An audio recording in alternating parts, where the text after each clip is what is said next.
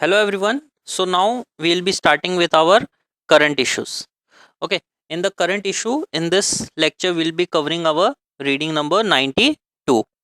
Now few things which we need to remember before starting with this our current issues is that there is nothing much which you can understand. Okay, these are basically the issues with respect to financial market.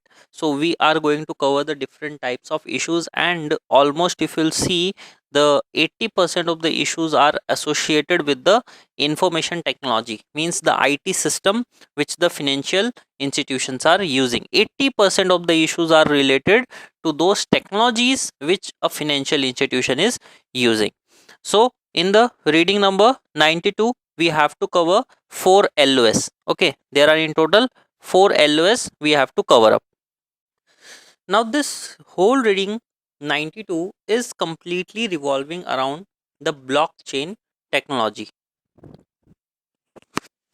Now we don't have to create the blockchain system. It is not into the completely IT that we need to do the required coding to create the blockchain, but yes, we need to understand it from the financial perspective. So blockchain is basically a technology in which you can record the information as well as you can transmit the information, and which makes it difficult or impossible for the hackers to hack it. Means you are trying to stop the hacking of your data. Or we can say that the blockchain is basically a ledger. Okay, the ledger which contain all the details of the transaction, and these details are distributed over the different networks. Means if there is a network in India, there is a network in US, there is a network in Japan. I want to transmit the same ledger to all the different computers, okay, all the different systems. So the technology which I am using to transmit is the blockchain technology. This is the base, and what's my focus is so that I can stop the hacking. Clear? So this is a form. The blockchain technology is a form, we can say, as a decentralized ledger. So if there is any transaction, even if there is a previous historical transaction, or if there is any current transaction, so blockchain technology will combine all the previous as well as the current transaction, and this is helpful for the financial institution in saving the cost in reconciling the different ledger, because this blockchain will automatically reconcile all the ledgers. So earlier we used to spend billions of dollars just on the reconciliation, but now with the help of this technology, this reconciliation is easy, smooth, effective, and with lots of transparency. If you have heard of the name Bitcoin, okay, Bitcoin are nothing but a payment network. Okay, it is we call it as a electronic peer to peer network payment system. What is a Bitcoin? It is an electronic peer to peer network payment system, and it is also using the blockchain technology. Now in the blockchain technology there are two subsets. One is the watchers and one is the miners. What is this watchers?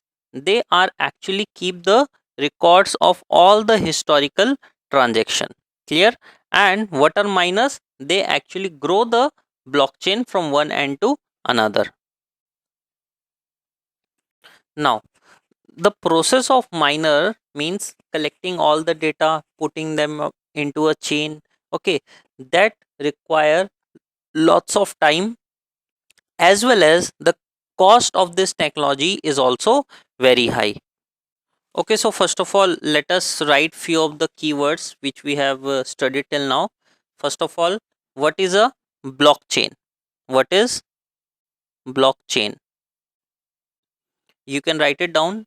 It is a series of information blocks.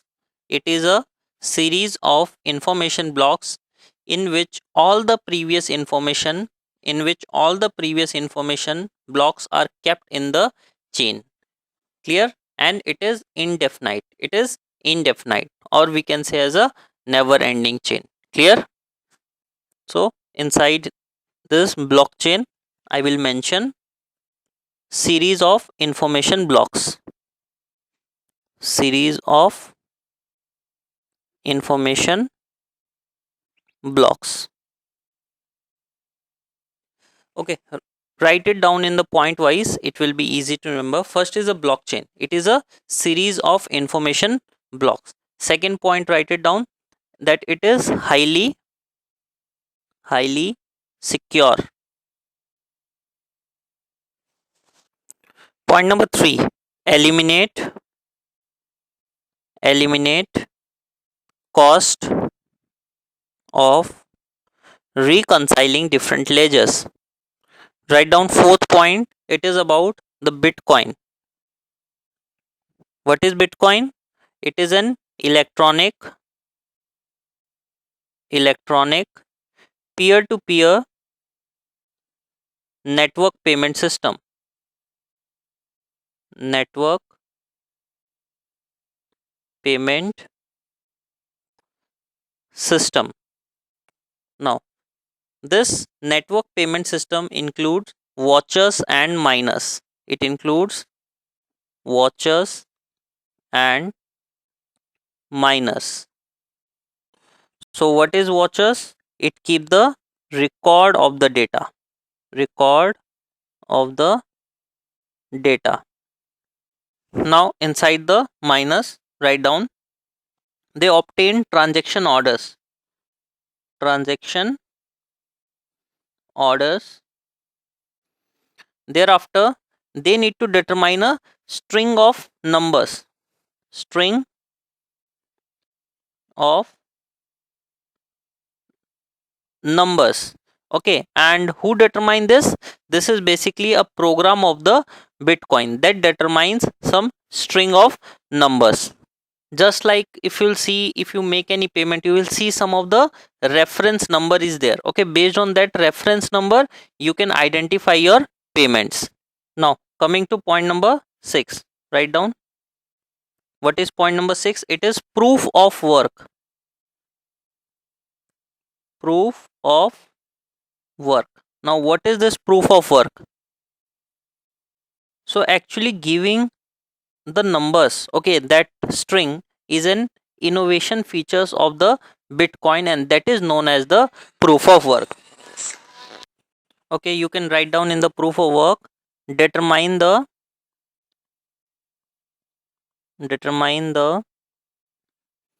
numerical string. Determine the numerical string is an innovation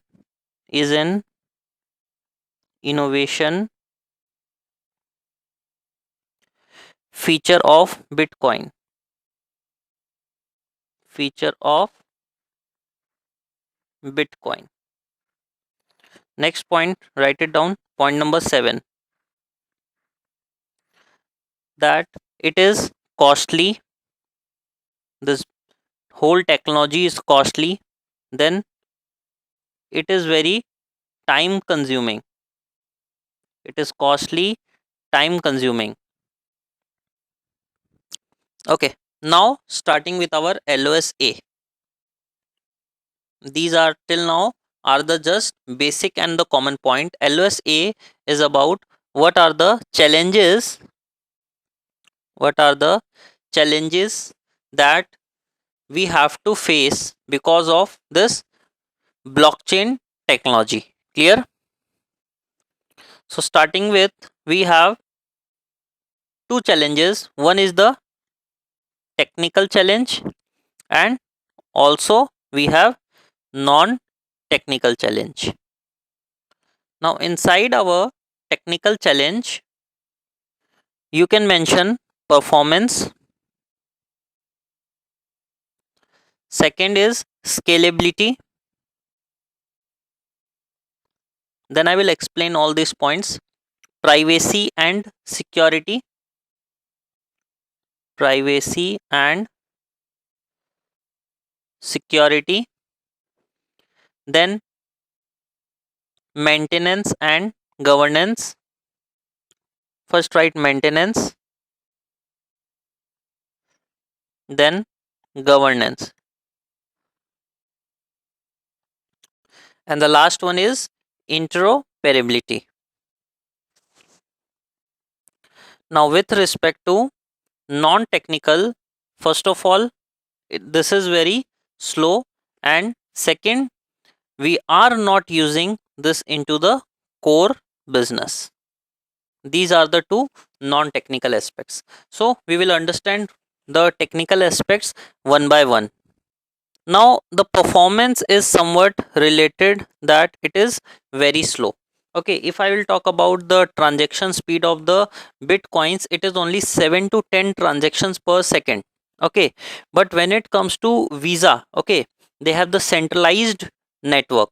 Okay, but this blockchain technology have decentralized technology. Clear? So Visa used to do 20,000 transaction per second, but Bitcoin used to do only 7 to 10 transaction per second. So you can see there is a huge difference between the number of transaction between the Bitcoin and the Visa. Apart from this, there is one more issue, is that the Bitcoin charges those transaction first where the fee is higher. Okay, so sometimes the orders which are small in amount, it will take huge amount of time to process those orders.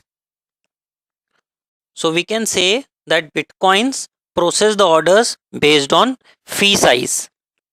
Now why the performance is so slow? Because of this proof of work, means they need to determine that string of numbers. Okay, this is their actually model which they use, and that model will make the technology very slow. Also sometimes it happens that there are transactions which are of very small amount. Okay, so what it do, they will transfer that particular transaction via different route. Means suppose it is like this is the blockchain technology, and this is the other software. So if they find that the transaction is of huge amount, they process it via blockchain technology. But if they see the transaction is of a very small amount, then they are not going to use the blockchain technology, they are going to use the other softwares. So this is also a problem. So now at the end you need to combine the data. Okay, at the end you need to combine the data, means at the end you need to integrate that software into the blockchain technology. So currently this is not considered as the reliable method. Now coming to our second point, that is scalability. Okay, it is saying that this technology is now available only in the limited area. Okay, it is not yet widespread just like the Visa or the Mastercard facilities. So there is a point that when you are going to scale up this blockchain technology, you need to ensure that you check all the performances and any other issues related to this blockchain technology, and that need to be corrected before you scale up your transaction. Because at current level, the amount which is there in the process of transaction through this technology is very small. So when you are going to scale up, you need to ensure that you will solve all the issues which are related to this technology. Next, coming to privacy and security. So sir, in the first section you said that it is very secure. Okay, but here it becomes a challenge, so need to understand this in a very detailed manner. Now what is the challenge we have to face in the blockchain technology, is that first of all it is a very transparent form of transaction. And sometimes it happens that suppose I put my name as Mr. Ramesh, okay, anything. So we can put our name as anything, means there is no verification on the person who is doing the transaction. Clear? So if I'll change my name, okay, so there are higher chances that there is a money laundering, tax evasion, as well as other illegal activities. So this kind of activities are difficult to stop. So this is the major concern which the regulators are thinking of, that how they can solve this particular issues. So when I'm saying privacy and security, this is a concern of the regulators that an unknown participant, those who are making the transaction, they can do it in the form of money laundering, tax evasion, or any other illegal activities as well. Next important point is zero knowledge proofs. Zero knowledge proof. Now first of all, let us understand the basics of this. Suppose this is your server, okay, and there are different user of the server, and this server is belongs to RBei. Now what these people are putting their information on the server, I don't know. This is known as the zero knowledge proof. Means whatever they are keeping the data, whatever you are storing on the server, you don't know. Clear? So if I don't know, only they know, so means what? There is a very lesser chance of the hacking. Now what is the need of this zero knowledge proof? This is basically to maintain the trust of the users, because if they are the user and they know that if they are putting any of their information on my server and I am not aware about this information, they feel very trustworthy that their information is secure, their information are maintaining the higher level of privacy. Okay, let me give one more example. You can relate it in a better way. Suppose you want to purchase alcohol. Okay, so you went to the shop and you want to purchase the alcohol. The shop owner asks you for your suppose age. Okay, means there is a rule that you cannot sell the alcohol to the people those who are below 18. So the shop owner will ask for your age, but how you will prove the age? You need to show some of your document, and that document will be given to that particular person, so he will see all the basic information of you, might be name, might be your address, the ID, basically ID number, along with your date of birth. Everything have been seen by this shop owner. So this person, the user of the alcohol, might not feel comfortable by sharing all this information. So what actually is zero knowledge proof is a form which will prove to this shop owner that yes, he is 18 years above, without revealing all the other information. This is the basic concept of zero knowledge proof. And this method is used in the cryptocurrency, that this currency belongs to me, that this currency belongs to me without revealing any other important or relevant information. So now if this shop owner alcohol, if you can prove him that with a particular document which will not reveal any of the information, but it will give you a certificate that yes, you are 18 years old, so means what? You have not shared your information to him, there is no chance that your information will get leaked. Simply this is the zero knowledge proof. Clear? And this is now used by many cryptocurrencies such as Zcash or JP Morgan Quorum. Clear? Next important point concerned with this privacy and security is the other software which we are using for the smaller amount of transaction. Might be the blockchain technology is very secure, hack proof, but that particular software which I am using for the smaller amount of transaction, and at the end I have to integrate it with the block system. Suppose what if that particular software is not hack resistant, then the data is vulnerable to security breach. Clear?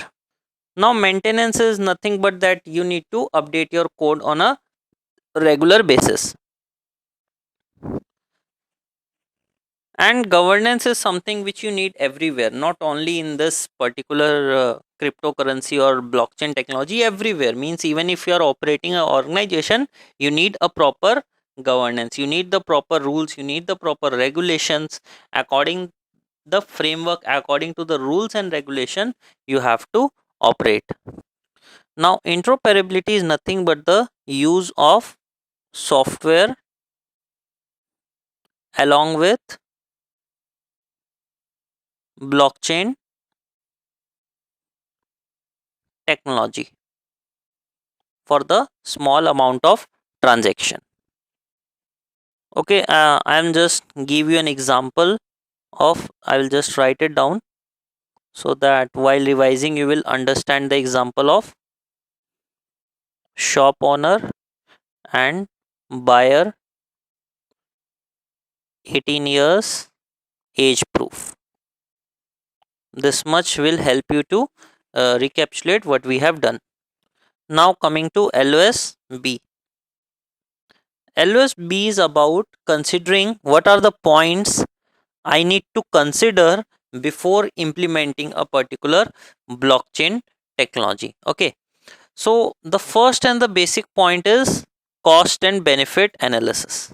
Cost and benefit analysis means what are the costs you are incurring on the blockchain technology and what are the benefits you are going to get from this technology. Now the benefits, let us understand that what can be the benefits. In the blockchain technology you are maintaining in the form of decentralized manner, but earlier you are managing in the centralized manner. So first of all, find out the benefit of managing everything in the decentralized manner. Clear? Second, when it comes to the benefit, your security. Okay, that you are improving the security of your data. Clear? Now when you are managing at the decentralized level, so there will be the governance, you need to govern the everything at the each level. There will be the capacity constraints, okay, technical limitation, because at every level you need to set up a system, and earlier just setting up a centralized system will do everything, but now you have to decentralize the system at each and every level. So there are the challenges for that particular activity because you are doing it at the decentralized level. But again, what are the benefits you are getting from doing it at the decentralized level? Also, the switching cost. When you are moving from the centralized system to decentralized system, what is your switching cost involved and what are the benefits you are getting from this decentralized system? So when it comes to the benefit, I have discussed with you.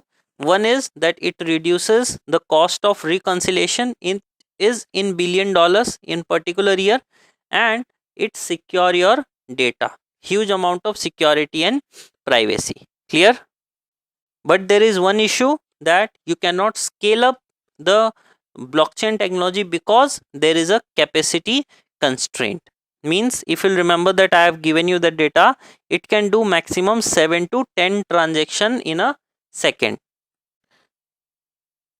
Next, coming to our LOSC. Now LOSC is about the cost of trust.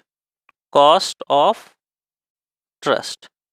Now if you look at the banking institution, okay, if you don't trust your bank, definitely you are not going to deposit your money into the bank. So first of all, it is the duty of the regulators as well as the bank board of directors and the senior management to build a trust among the public that yes, their details are safe, their data is safe, their money is safe. So that is only possible when people will understand the technology you are using, okay, the cost you are doing towards maintaining the privacy of the consumers, okay, privacy and security of the consumers. Clear? If there is no money security, then no one is coming at your doorstep to deposit your money. So first of all, you need to invest lots and lots of money into the privacy as well as into the security of your financial system. Because if I'll talk about a bank in which there are like every week there is a fraud, no one is going to deposit their money. Clear? But this blockchain technology, it have that features, that characteristics which can really mitigate the cost of your trust. Earlier, the cost which you are making to have the trust of your consumers, but blockchain technology will reduce all the cost which you are doing for the sake of privacy and security. So with the help of blockchain technology, they are using the distributed ledger technology. You can write it like this: distributed ledger technology, DLT. Clear? And this reduce the cost of the financial institutions. Suppose if someone want to transfer the money from US to India, or US to Japan, or US to Europe, earlier that system was very slow, first point, as well as not only slow, it is very expensive.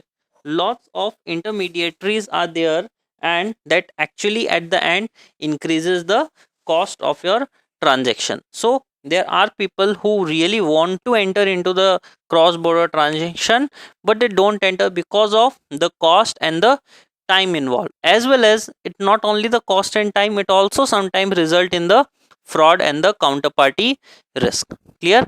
But with the help of this blockchain technology, the remittance and the foreign currency payments are now easy to transfer. Now coming to our last LOS, that is LOSD, and it is about the crypto finance. Now this is more into the regulations. Okay, means if you really want that blockchain will enter into the market at the greater scale, at the larger scale, then definitely we need to incorporate everything into the public policy and the legal framework. Means we need to include, means whatever we have the current norms for our centralized system for the transaction of payment. Now if you want our blockchain technology to enter into the market at the greater scale, we need to create the regulation, create the policies, create the legal framework for the blockchain technology as well. Clear? So there we need to do lots of innovation, lots of thought process as to understand that how we can incorporate the new technology into our existing public policy framework. Clear? Now what is the main theme of this particular regulations? It is basically to protect against any of the threats and to maintain the stability in the financial system. There are two things: to protect from fraud, or you can say the threats, and financial stability. These are the two major and the important concern. Now when it comes to the fraud, it can include the money laundering. Don't think the fraud as the hacking. Okay, it include the tax evasion, money laundering, terrorism finance. Okay, for this we need to create the laws so that we can stop these things. So with the help of regulation, what we want to protect the investors right, as well as we want to promote the market integrity, and this will require the full and the fair disclosure from the participants of this market. We need lots of transparencies, and if someone will break the rules, the punishment should be there. If someone try to manipulate the market, the punishment should be there. Now Switzerland have issued some of the guidelines basically for assessing a particular token. Okay, there are three guidelines, we need to understand it. So first guideline is that this token should be subject to anti money laundering laws. Anti money laundering laws. Okay, means this token should follow that there should not be any chances, any loopholes through which people can do the money laundering. Clear? Second point is about providing digital access to an application. It is digital access to an application. And second, they are not subject to securities law. They are not subject to security law. Clear? As well as they must include those networks which are already functioning. Okay, already functioning networks. Here we have 3 point digital access. Then second point, they are not subject to security law. What not? Token. We are talking about the token. Okay, first is that they are subject to anti money laundering laws. Then they must provide the digital access. They are not subject to security law, and already functioning network means they provide access to the already functioning networks. Clear? And there are tokens which are used for the purpose of investment, just like we invest our money in the stock and bonds. Similarly, we invest our money in the cryptocurrency. So there must be the trading protections. There must be trading protection as well as the requirement of the prospectus. You can write it like this: trading protection. These 3 points issued by the Switzerland about the token. Now the last point to be discussed is the Hove test. Now what is this? Now what is this Hove test means? This is nothing but an investment contract. Okay, you can write it down. It is nothing but an investment contract. Means if I am giving my money to some enterprise or to some third party, then it is the duty of that particular person to whom I am giving the money to generate the profit for me. Means only on his efforts I am expecting the profit. Clear? It is an investment contract where I am giving my money to an enterprise or to a person, and I am expecting the profit solely based on the effort of this promoter or this third party. Clear? This is a Hove test. So I end this here. Thank you.